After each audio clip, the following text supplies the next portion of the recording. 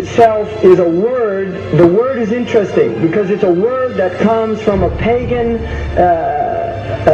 Hollywood is the holy wood, and it was the wood that the magical wands were made out of in the pagan sorcery, magic. And these wands were believed that the sorcerers that possessed them could put people into trances and control them. This is part of, this is symbolic, but it's also important to understand that part of what Hollywood literally does is it puts people into trances. It's a dream state. They call it the dream machine in the United States.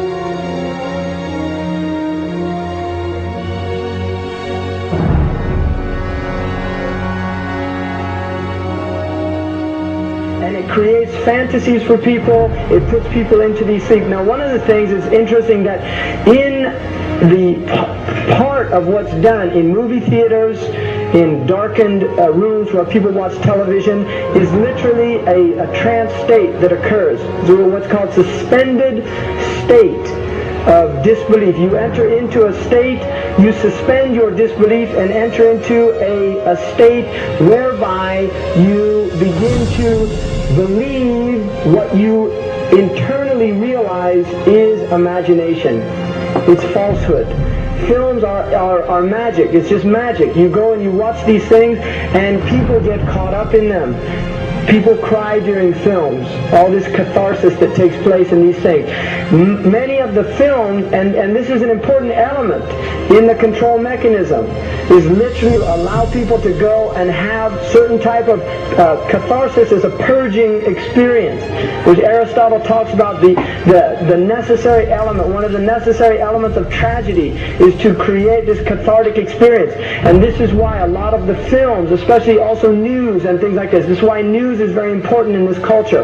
Everybody watches the news, they have this tragic, cathartic experience of watching the tragedies of others and then feeling safe and complacent in their own experience of this suspended state of illusory well-being. So these are very intricate and sophisticated methods. Now I think it's dangerous, although there are elements, there's concerted efforts that take place, there's also a lot of people that have similar worldviews that aren't necessarily working together in concerted efforts.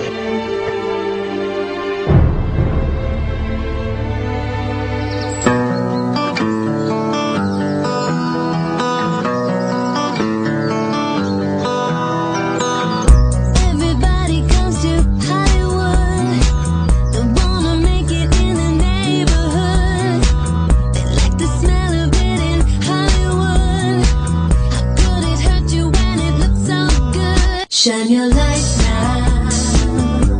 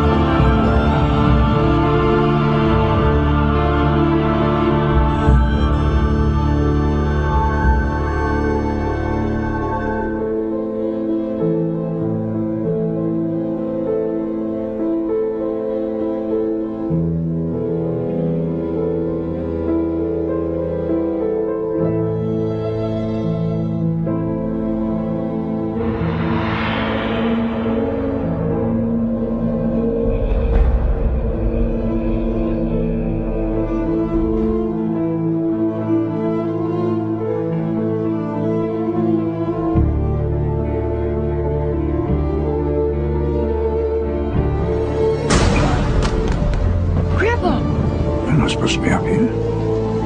Looking at that? I just wanted to know.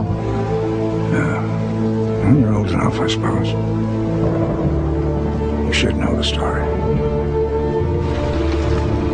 Okay, here we go. It was 1832, on a night much like this.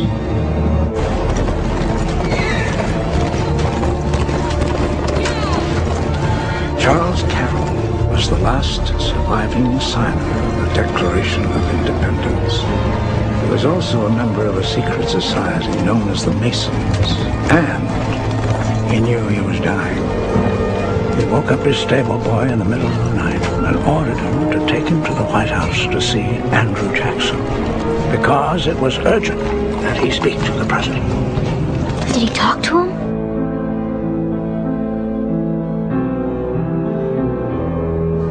No, he never got the chance. The president wasn't there that night. But Charles Carroll had a secret. So he took into his confidence the one person he could. My grandfather's grandfather, Thomas Gates. What was his secret? A treasure. A treasure beyond all imagining.